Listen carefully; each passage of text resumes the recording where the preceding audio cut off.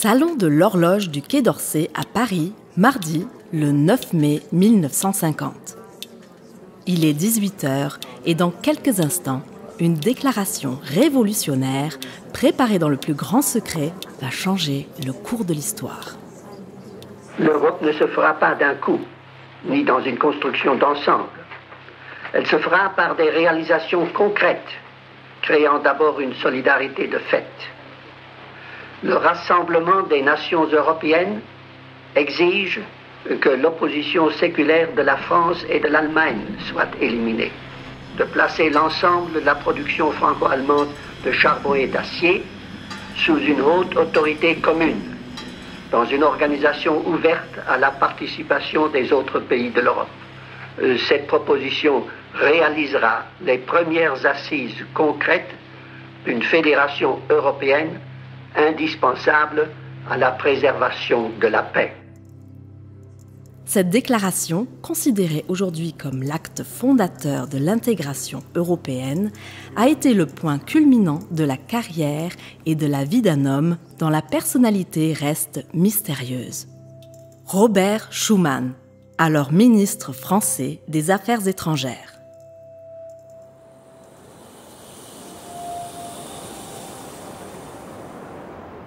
Il me faudrait en effet évoquer mon enfance, ma jeunesse, la formation intellectuelle et morale qu'a jeté les bases de toute ma vie, dire mon infini... Comme il aime à le souligner lui-même, ses origines jouent un rôle important dans son engagement européen. Maar dat is ook allerlei ook maar als het een klein bekentenis wat ik maken. Een stuk van mijn jugendzeit. Daar er hem op leeft, ik zie nog een klausener. Jean-Baptiste Nicolas Robert Schuman voit le jour à Clausen, un paisible faubourg de la ville de Luxembourg, où ses parents se sont installés après leur mariage. Son père, Jean-Pierre Schuman, est un propriétaire foncier originaire d'Evrange, un village lorrain situé à quelques centaines de mètres de la frontière luxembourgeoise. Né français, il devient un citoyen allemand quand l'Alsace-Lorraine est annexée à l'Empire allemand en 1871. Sa mère, Eugénie Düren, est une jeune luxembourgeoise de Bettembourg, sensible et profondément croyante. Par son mariage, elle acquiert la nationalité de son époux et Robert naît donc citoyen allemand.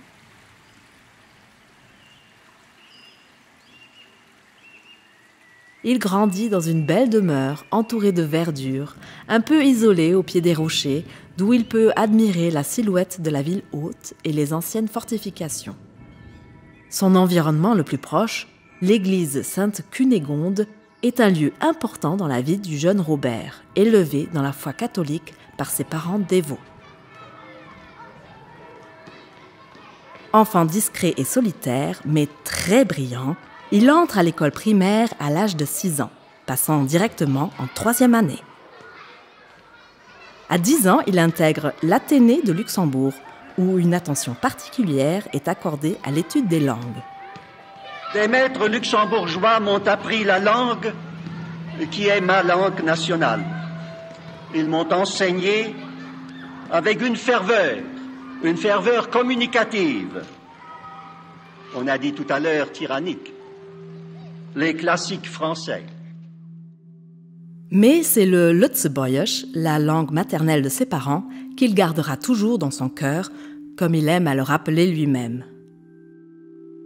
C'est à Luxembourg que j'ai acquis les premières notions du patriotisme.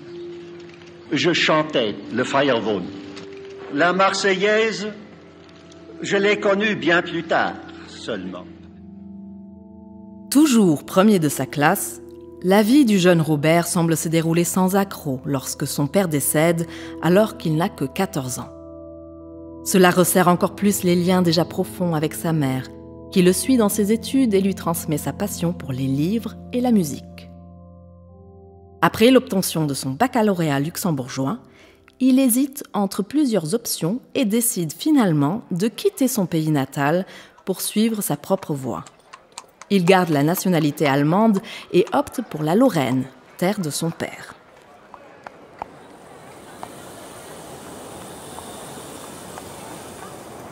Grâce à l'Abitur obtenu au Kaiserliches Lyzeum à Metz en 1904, les portes des plus prestigieuses universités allemandes s'ouvrent au jeune Robert. Il s'inscrit à la faculté de droit et suit des cours d'abord à Bonn, puis à Berlin, Munich et enfin à Strasbourg. C'est au cours de ses études qu'il rejoint l'Unitas, une organisation étudiante catholique militante, à laquelle il restera lié pour la vie. L'engagement catholique et la quête spirituelle seront toujours les moteurs de son action.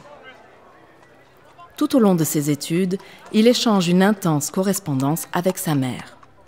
« Cher Robert, j'ai reçu ta lettre qui me donne les détails désirés sur le temps écoulé depuis ton départ. Je remercie Dieu de t'avoir donné les dispositions et la santé pour entrer en carrière. Et je veux volontiers accepter ce qui est inévitable, l'absence. Chère mère, jeudi soir, il y avait un beau salut à la cathédrale à l'occasion de la fête Sainte-Cécile. C'est un sentiment de respect et de recueillement qui s'empare de quiconque entre dans ces vastes espaces, mystérieusement éclairés et résonnant de mélodies pieuses. 1000 baisers affectueux. Elle lui écrit également quand, en 1908, il est réformé du service militaire. Il faudra tout de même faire ce qui est possible pour te fortifier par des exercices gymnastiques. Tu as négligé cette branche jusqu'ici. Ne crois-tu pas que c'est Notre-Dame de Lourdes qui t'a fait échapper au service pour l'ardeur que tu mettais à lui envoyer des pèlerins ? À l'âge de 24 ans, il défend avec succès sa thèse en droit civil à Strasbourg. Mais la vie du jeune Robert est sur le point d'être bouleversée. En août de l'année suivante, à la suite d'un tragique accident de calèche, il perd sa mère à laquelle il était si tendrement lié. Il est tellement affecté qu'il envisage un réconfort dans le sacerdoce. Mais les paroles de ses amis lui donnent l'élan nécessaire pour poursuivre ses études et sa carrière. « Tu resteras laïque parce que tu réussiras mieux à faire le bien, ce qui est ton unique préoccupation », lui écrit Henri Eschbach. Robert Schumann devient donc avocat à Metz et continue à être actif au sein des milieux catholiques lorrains.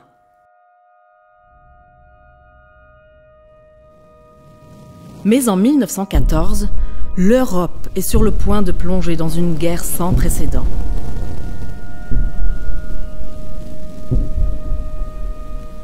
D'abord engagé comme simple soldat dans une unité non combattante de l'armée allemande à Metz, Schumann est affecté finalement à des tâches administratives à la Kreisdirektion de Bolchen, où il restera jusqu'à la fin du conflit.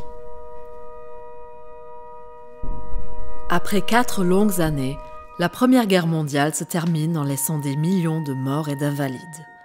Avec l'armistice qui reconnaît de facto la victoire des Alliés, la Lorraine et l'Alsace sont réintégrées à la France et Robert Schumann, à l'âge de 32 ans, devient citoyen français.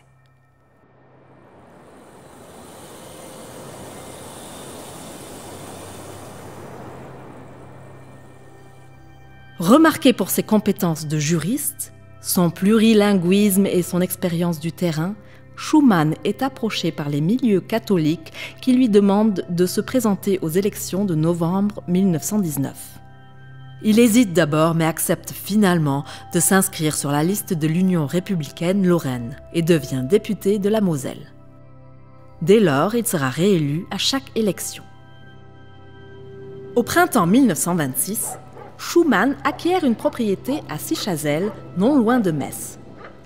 Il vivra dans cette maison modestement meublée jusqu'à la fin de ses jours avec sa fidèle gouvernante Marie Kell. Il voyage beaucoup durant cette période, que ce soit dans le cadre de ses activités parlementaires ou à titre privé. Politiquement, il demeure un défenseur du particularisme alsacien-lorrain.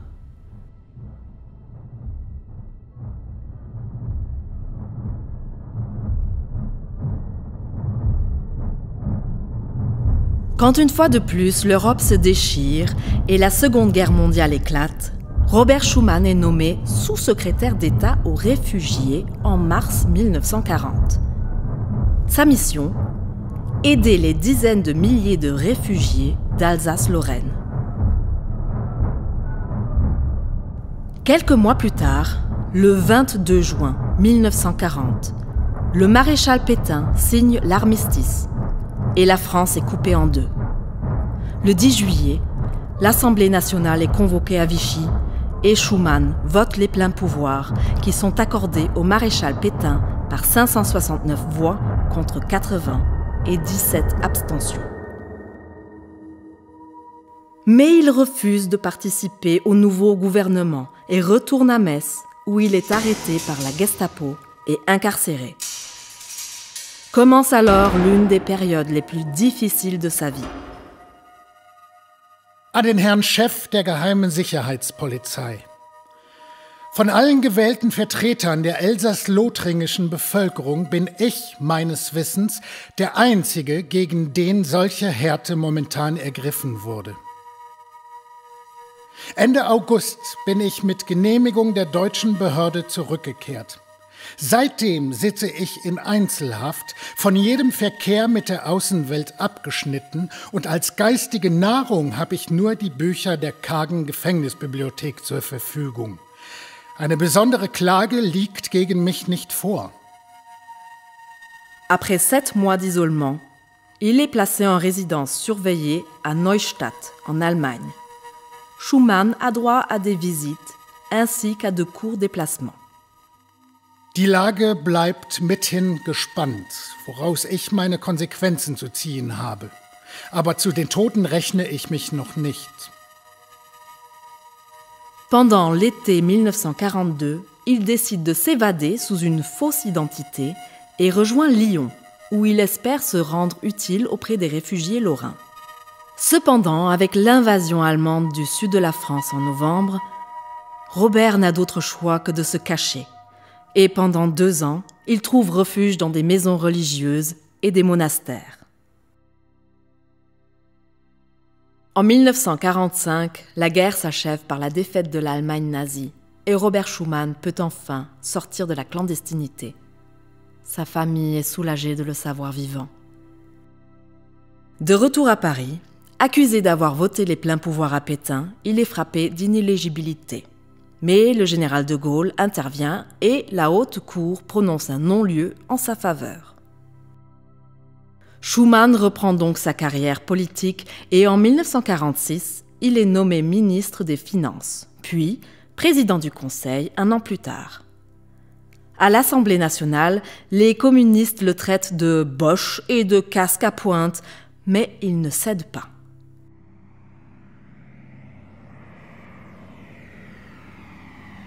Devenu ministre des Affaires étrangères en 1948, il signera au nom de la France les plus importants traités internationaux de l'après-guerre.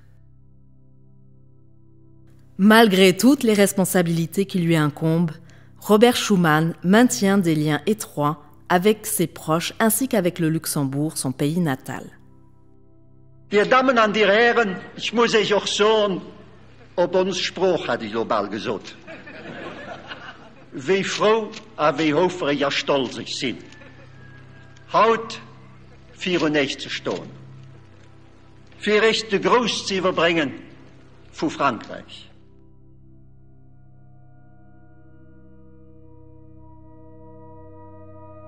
Mais avec le début de la guerre froide et le rideau de fer qui coupe le continent en deux, la paix est à nouveau fragilisée en Europe. Pour Schuman, un renouveau de l'esprit européen est nécessaire pour instaurer une paix durable.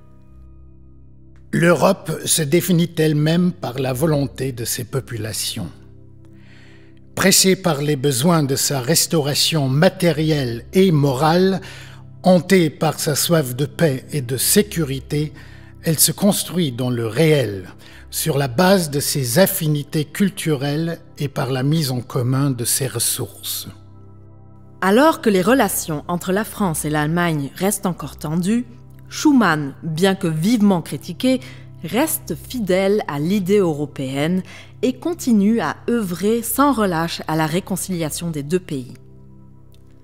C'est ainsi que le 9 mai 1950, il fait sa déclaration dans le salon de l'horloge du Quai d'Orsay à Paris. Il assume la responsabilité politique d'un projet audacieux imaginé par Jean Monnet, commissaire général au plan. Rapprocher les deux ennemis héréditaires, provoquer une onde de choc pour lancer le processus d'unification européenne et établir une paix durable. Celle-ci lancera le processus de l'intégration européenne qui aboutira plus tard à la naissance de l'Union européenne.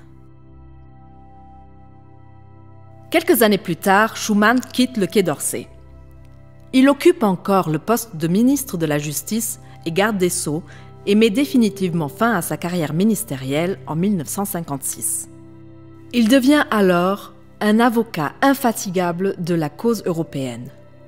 Pendant 6 ans, il préside le mouvement européen et en 1958, il est élu premier président de l'Assemblée parlementaire européenne. À la fin de son mandat, il reçoit le titre de Père de l'Europe, mais la maladie le rattrape. Robert Schuman décide alors de se retirer dans sa maison de Sichazel, où il s'éteint le 4 septembre 1963.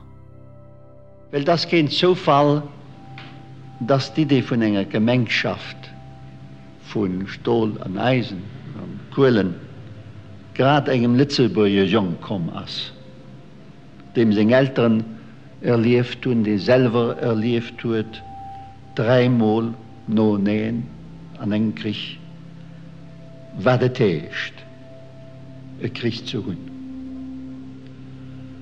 Und das ist Zeit, dass wir Schluss machen mit dem verbrecherischen Wahnsinn. C'est ainsi que la déclaration Schuman est célébrée chaque 9 mai comme journée de l'Europe dans tous les États membres de l'Union européenne. La maison Schuman à Clausen est quant à elle devenue un lieu de mémoire, d'histoire et de recherche scientifique pour perpétuer l'œuvre européenne de Robert Schuman.